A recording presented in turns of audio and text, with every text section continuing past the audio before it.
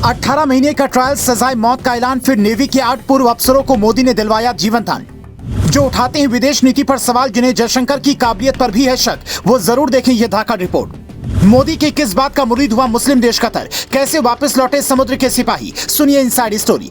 ये सिर्फ भारतीय विदेश मंत्रालय की ओर से जारी प्रेस रिलीज नहीं है, बल्कि ये हर सवाल उठाने वालों को करारा जवाब है जो कहते हैं कि मोदी सरकार की विदेश नीति कमजोर है, जिन्हें जयशंकर की काबिलियत पर भी शक होता है। ये उन लोगों के लिए तगड़ा जवाब है जिन्हें लग रहा था कि मोदी सरकार कतर में फंसे अपने पूर्व नौसैनिकों को अब नहीं छुड़वा पाएगी, पर पासा पलटा और मोदी सरकार ने अपनी मेहनत, तगड़ी कूटनीति की मदद से सजाए मौत का ऐलान सुनकर टेंशन में आए पूर्व नौसैनिकों को जीवन दान दिलवा दिया। और ये सब कैसे संभव हुआ ये बताएंगे, पर उससे पहले इस लेटर में क्या लिखा है वो जान लीजिए। भारत सरकार उन 8 भारतीय नागरिकों की रिहाई का स्वागत करती है जो दोहरा ग्लोबल कंपनी के लिए काम कर रहे थे, जो कतर में हिरासत में थे। 8 में से 7 लोग भारत लौट चुके हैं। इन नागरिकों की रिहाई और घर वापसी को लेकर कतर के अमीर द्वारा लिए गए फैसले का हम स्वागत करते हैं। जब इन पूर्व अधिकारियों ने भारत की धरती पर कदम रखा तो इनका दिल बस यही कह रहा था कि मोदी है तो मुमकिन है, क्योंकि इनको दूसरी जिंदगी मिली है जिसकी उम्मीद में कई लोग जेल में ही दम तोड़ देते हैं। ये सभी अधिकारी कतर की नौसेना को ट्रेनिंग देते थे, लेकिन वहाँ की खुफिया एजेंसी ने अक्टूबर 2022 में इन्हें जासूसी के आरोप में पकड़कर जेल में डाल दिया।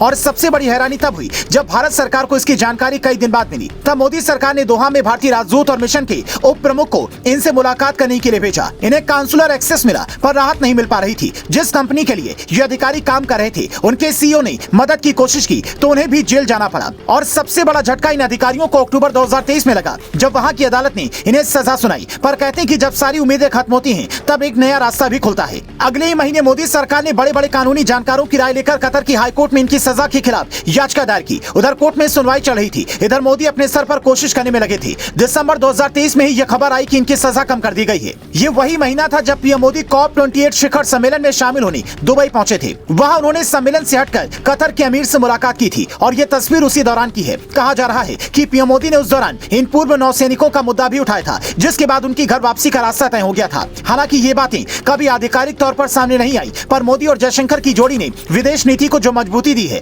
वो बताता है कि भारत बदल रहा है। पीएम मोदी के दौरे के करीब 1 महीने बाद, यानी कि इसी साल जनवरी महीने में, विदेश मंत्रालय के प्रवक्ता रणधीर जायसवाल ने ये तक कहा था कि हमारे पास कोर्ट का आदेश है, हमारी कानूनी टीम लगातार काम कर रही है। अब 12 फरवरी को उनका हिंदुस्तान आना भारत के लिए एक बड़ी कूटनीतिक जीत है। जो ओवैसी ये कह रहे थे कि पीएम मोदी बड़ी बड़ी बातें करते हैं कि इस्लामिक देश उनसे कितना प्यार करता है, उन्हें अपने पूर्व अधिकारियों को वापस लाना चाहिए। अब भारत सरकार की इस जीत पर क्या कहेंगे?